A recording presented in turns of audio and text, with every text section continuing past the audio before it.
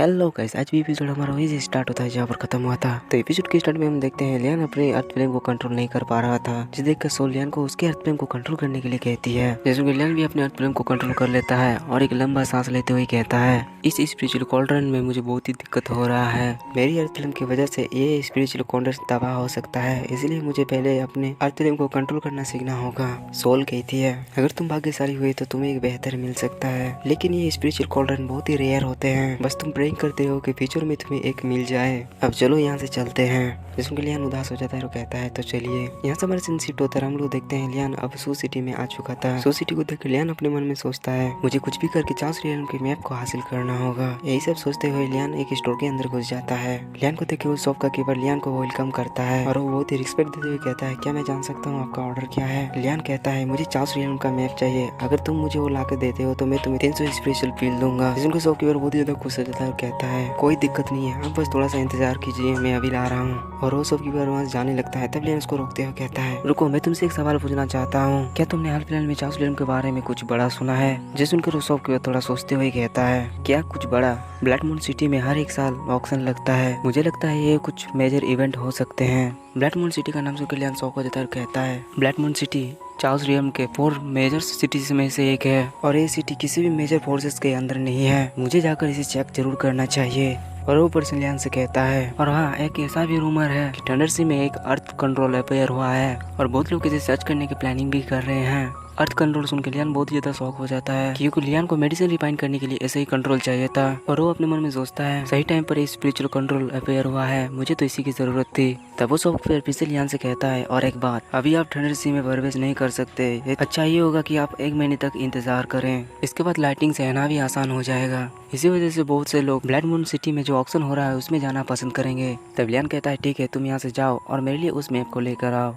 जिसके लिए शॉपकीपर भी मान जाता है और वो वहाँ से चला जाता है। यहाँ से हमारा सीन शिफ्ट होता है और हम देखते हैं लियान ऑक्शन को अटेंड करने के लिए ब्लड मून सिटी में आ गया था और वो इतनी ज़्यादा भीड़ को देखकर बहुत ज़्यादा हैरान था और कहता है, यहाँ तो बहुत ही ज़्यादा भीड़ है, ये नीलामी तो सच में लोगों को खींचती है। तब लियान देखता है कि उसके सामने 2 पर्सन आपस में बात कर रहे थे। इस ऑक्शन में कोई भी नीलामी करता नहीं है, यहाँ पे जो भी अपना आइटम को बेचना चाहेगा उसे खुद ही बेचना होगा।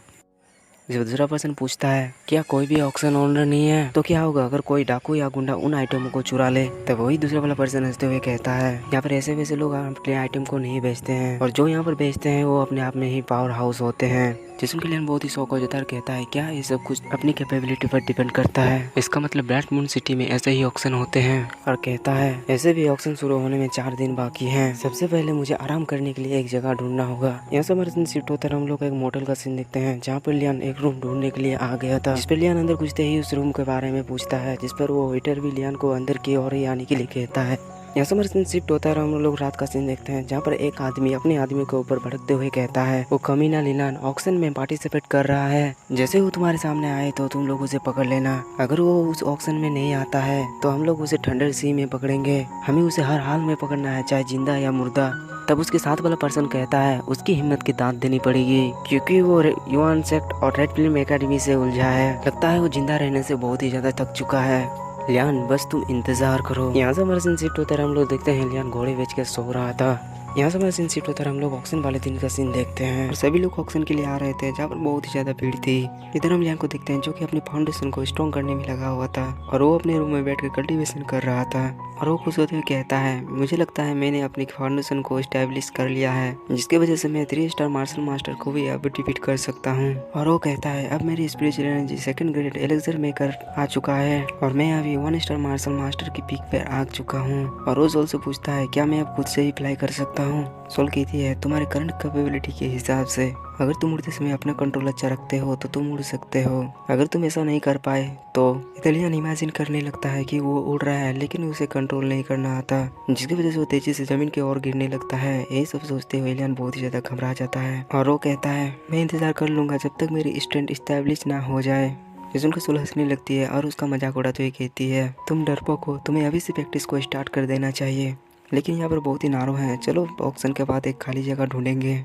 लियान बहुत ज़्यादा खुश हो जाता है और यहाँ से हमारा सीन शिफ्ट होता है। हम लोग ऑक्शन वाली जगह का सीन देखते हैं जहाँ पर अभी भी बहुत ही ज़्यादा भीड़ थी और हम लियान को देखते हैं जो कि अंदर पहुँच चुका था और वो इतनी ज़्यादा भीड़ को देख के बहुत ही ज़्यादा हैरान था और कहता है, ये तो अच्छा हुआ कि मेरा नंबर सामने ही है, नहीं तो मुझे नहीं लग रहा था कि मैं यहाँ पर इंटरव्यू कर पाऊंगा। और वो कुछ लोगों को देख के बहुत ही ज़्यादा शौक था और कहता है कि आखिरकार वो कौन है। जिस पर सोल बताती है ये लोग original return sect, purple feather place और ट्रू मार्शल शॉर्ट स्कूल के लोग हैं। जिसको के लिए बहुत ज़्यादा शौक था क्योंकि उसने एक्सपेक्ट नहीं किया था कि डिफेंग डेस्टिनी के 7 पावर में से लोग भी यहाँ पर आएंगे। The original returning sect attendance में सबसे हाईएस्ट नंबर पर है और वो समझ चुका था कि ये लोग भी स्ट्रॉन्ग होंगे। जिसके बाद हम लोग बाहर का सीन देखते हैं जहाँ पर गेट कीपर ने बाहर के गेट को बंद कर दिया था। जिसके बाद ये ऑक्शन स्टार्ट हो जाता है जहाँ पर द ओरिजिनल रिटर्निंग सेट का एक बंदा स्पीच देते हुए कहता है, लेडीज एंड जेंटलमैन कृपया शांत हो जाइए, अभी ऑप्शन शुरू होने वाला है। जो कोई भी अपना आइटम्स बेचना चाहते हैं वो स्टेज पर आ जाइए।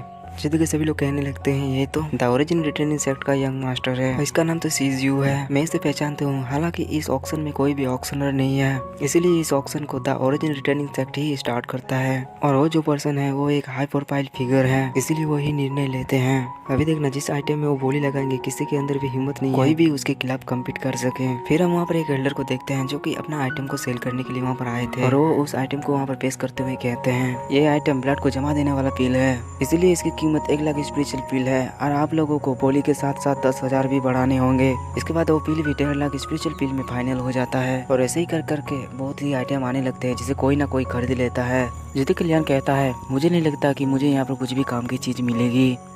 तभी वहाँ पर एक दूसरे फैमिली का मेंबर आते हुए कहता है, एक किताब स्टार ब्रह्मा टेक्निक के रहस्य से भरी हुई है, ये आपके कल्टीवेशन को कम समय में बढ़ाने में मदद कर सकता है। इस बुक की कीमत 10 लाख स्पिरिचुअल पील से शुरू होती है और आप लोगों को हर एक बोली के साथ 1 लाख स्पिरिचुअल पील बढ़ाने होंगे। जिसमें कल्याण कहता है कि आखिर इस किताब में है क्या जो इतना महंगा है, क्या ये स्किल उन स्किलों में से नहीं है कि इसे जितनी बार यूज़ करेंगे वो उतनी आपके बॉडी को डैमेज पहुंचाएगा। तब सोल लियान को उसके कॉन्शियस माइंड में कहती है, तुम बिल्कुल सही कह रहे हो, इसे इस्तेमाल करने के बाद तुम्हारी बॉडी में कुछ हद तक डैमेज जरूर होंगे, लेकिन अगर तुम एलेक्सर पील के हिसाब से अपनी कल्टीवेशन को तेजी से आगे बढ़ाते हो तो इसके हिसाब से ये कम ही है। जिसमें कल्याण बहुत ज़्यादा खुश हो जाता है और कहता है, इसके हिसाब से तो ये बहुत ही अच्छा डील है। और हम देखते हैं कि उस बुक की कीमत बढ़ते बढ़ते 20 लाख स्पिरिचुअल पील तक पहुंच जाती है। जिसमें कर वो ओरिजिनल रिटर्निंग सेक्ट का बंदा सीजू उसकी कीमत बढ़ाते हुए 23 लाख स्पिरिचुअल पील कर देता है। उसको बोली लगा देख सभी लोग शौक हो जाते हैं और चुप भी। और जो उस बुक को बेच रहा था वो अपने मन में सोचता है, ये तो बहुत ही बुरा हुआ, इस आदमी ने बोली लगा दिया है, इसका मतलब इसके आगे कोई भी नहीं बोली लगाएगा। धिक्कार है, अगर ये बोली नहीं लगाता तो मैं इससे भी ज़्यादा कीमत पर इस बुक को बेच सकता था। लेकिन तभी लियान उस बुक की कीमत को बढ़ाते हुए 24 लाख स्पिरिचुअल पील तक कर देता है। लियान को ऐसा करता देख सभी लोग शौक थे। और इसी के साथ आज का एपिसोड हमारा यहीं पर ख़त्म होता है।